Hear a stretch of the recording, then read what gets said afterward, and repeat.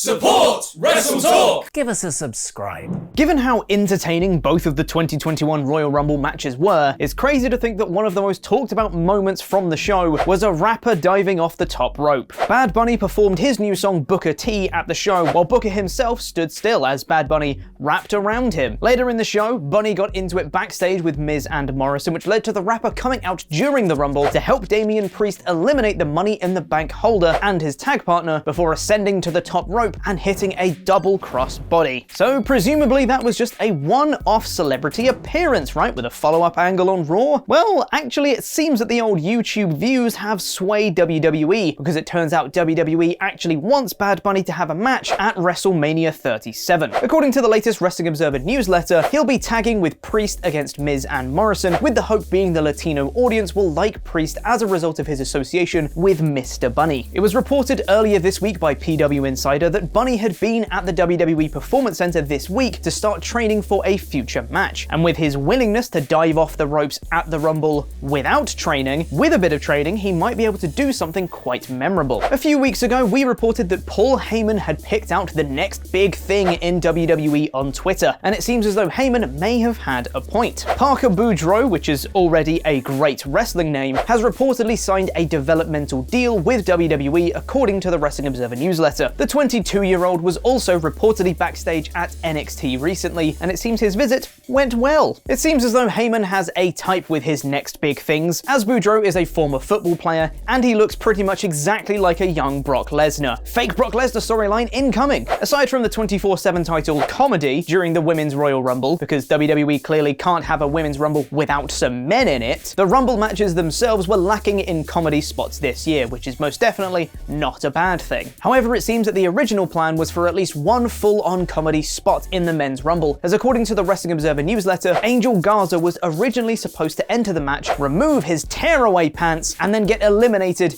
immediately. For whatever reason, this idea was scrapped, and Garza was replaced by Otis, who had a really memorable showing in the match. What did he do again? Before we get into the SmackDown review, everyone at WrestleTalk is deeply saddened to hear of the death of wrestling icon Butch Reed, who passed away yesterday at the age of 66 following heart complications. Reed was a popular star in both the WWF and WCW in the 80s and early 90s, as well as a big name in the days of wrestling territories. Rest in power, Butch. And now it's time for a review of last night's episode of SmackDown in about 5 minutes.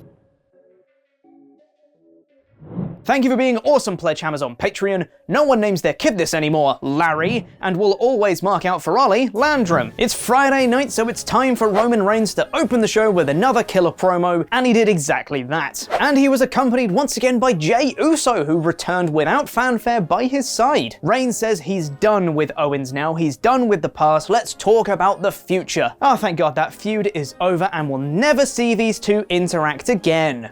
Right? Reigns wants Edge to come out right away and give him his answer as to who he's going to face at WrestleMania, and tells Paul to get him to come out. But after no music and pyro goes off, a sound guy at ringside tells Paul he's not here yet. And once Reigns hears the news, he explodes in anger, rhetorically asking why Edge would play games like this with him. The cracks start to show for Reigns. He's a psychologically complex character, and the burden of being the head of the table is breaking him down to the point where if the tiniest thing doesn't go right for him, he begins to buckle. He looked unhinged in this promo and tells Edge he needs an answer by tonight. Something else I'd like an answer on is why Dominic Mysterio and King Corbin are still having matches together after Corbin beat Dominic clean twice. But regardless, they had their third match in 3 weeks here, and after Dominic attacked Corbin before the bell last week, Corbin attacked both he and Rey before the bell. What a babyface move, getting revenge on what Dominic tried last week. After a decent match, Corbin looks like he's in control when the injured Rey Mysterio appears from underneath the ring and grabs Corbin's leg, allowing Dominic to hit a 619 and splash for the victory. Boo! What heels? They can only win when they cheat. Or are they just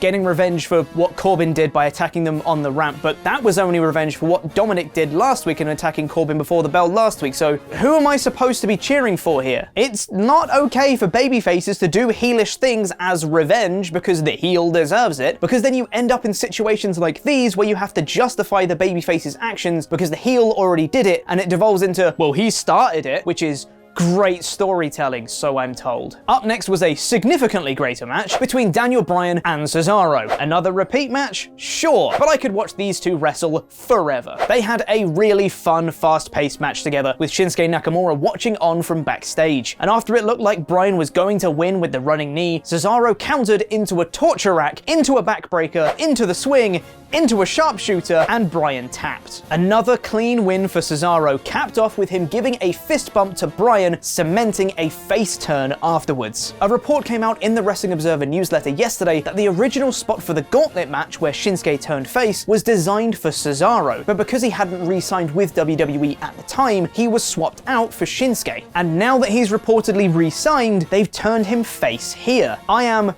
perfectly okay with this. Wrestling machine babyface Cesaro can be brilliant, and we got shades of it back in the Cesaro section days. I'm very excited if this push continues. We got confirmation that Seth Rollins is coming back to SmackDown next week with a video package that was played twice on the show. They must be very excited about it. After that came Bayley versus Ruby Riott with Billie Kay on commentary, and after a really good match, Kay jumped off commentary and tried to push the ropes towards Riott so she could escape a submission from Bayley, but then Bayley hit the facebuster thing for the win, and Kay tried to give her resume to Bayley. I'm not sure what any of that was, but the match was fun. Bianca Belair came out next to announce who she's going to face at WrestleMania. I wonder who it could be. And as always with WWE, with their finger on the pulse of modern speak, Bianca Belair said, "New phone, who dis?" But then Carmella's sommelier Reginald came out and said that if Bianca chooses Sasha at WrestleMania, she won't win. Carmella followed him out and said that she's beaten Sasha twice. I mean, sure, but you also lost both your title matches on pay-per-view, Carmella. Why are you still here? Sasha came out and said she's up for the fight if Bianca chooses her, and just as Bianca is about to accept, Reginald gets involved again, so Bianca whips him with her hair, and the segment ends. You can still accept the match, Bianca. The microphone is right there. Nothing is stopping you. I really don't like the artificial way the announcement is being dragged out. Otis and Chad Gable face tag champs Rude and Ziggler next, who've got new entrance music. Ooh, it's not good, is it, lads? Unfortunately for the duration of this match, the Street Profits appeared in a small screen and provided their own brand of commentary, which involved them literally not having a moment of silence and repeating the same lines multiple times over. This wasn't endearing and does not make me want to cheer for them. Also, why weren't they, I don't know,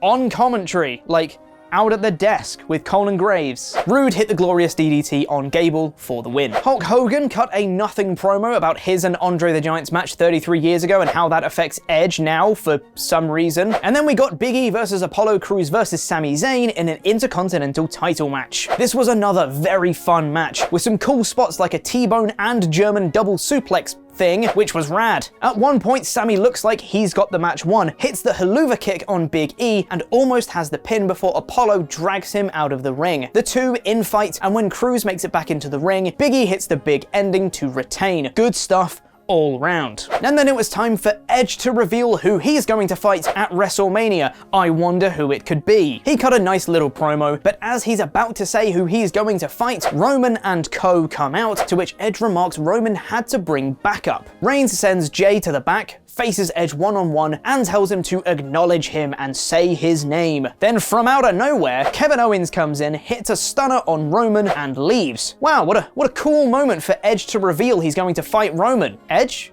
Are you gonna say it? Edge?